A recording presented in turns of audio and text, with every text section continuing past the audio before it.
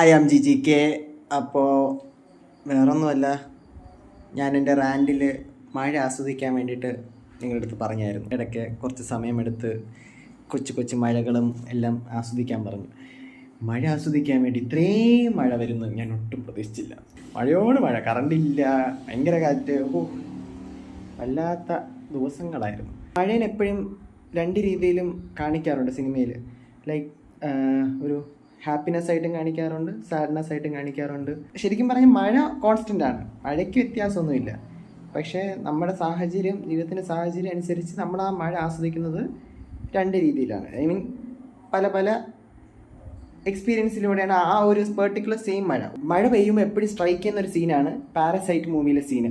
ഇൻ്റർവെല്ലിന് ശേഷം മഴയുടെ ഇമ്പാക്റ്റ് രണ്ട് ഫാമിലീസിനും അഫക്റ്റ് ചെയ്യുന്ന രണ്ട് രീതിയിലാണ്.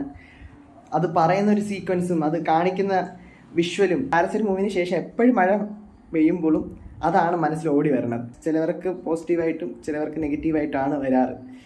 സോ അപ്പം സിനിമയിലും അത് നല്ലപോലെ ഒപ്പിയെടുത്തിട്ടുണ്ട്.